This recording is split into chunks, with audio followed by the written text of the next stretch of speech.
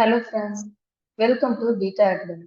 Today we are going to discuss about tuple data type. What is tuple?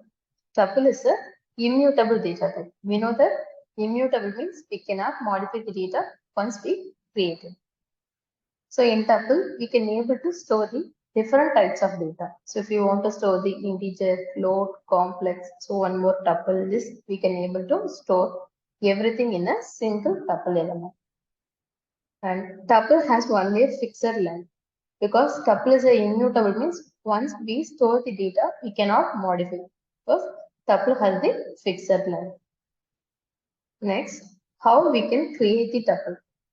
We can able to create the tuple by using the round bracket, and we can able to separate the tuple by using the comma separator.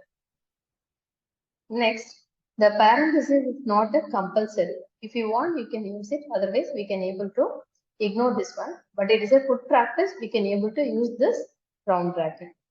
Without bracket, if you are using this sequence data type, that is called a tuple package. For example, we have a xtup is a variable name, and we are using a bracket 23, 4.5 is a floating value, 6 plus 7 is complex, and one more tuple, and string input. Print of xtup. So you will get the answer as it is. I want to store the sequence data without any bracket as well.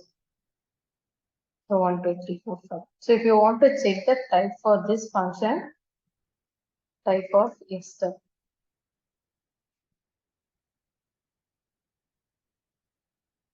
So what is the data type we are getting? Tuple. So without bracket also we can able to provide the sequence of input that is called the tuple unpacking.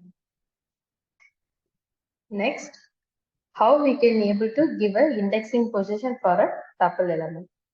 So how we use for list, same way we can able to provide the indexing position for tuple element as well. It will start from the 0 indexing position and it will go 1 by 1, 0, 1, 2, 3 like that. We can able to retrieve the element from the tuple by using the square bracket. So indexing in tuple. So it starts from 0 and it will go till length minus 1. So we can able to provide the negative indexing also. In negative indexing, it will begin from the right side, minus 1, minus 2, minus 3. It will move to the left side. From right side to left side. It goes till the end of your character.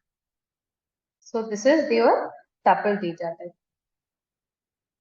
So in next video, we will discuss what is the set data type. I hope you understand this data type. Yeah, thank you guys.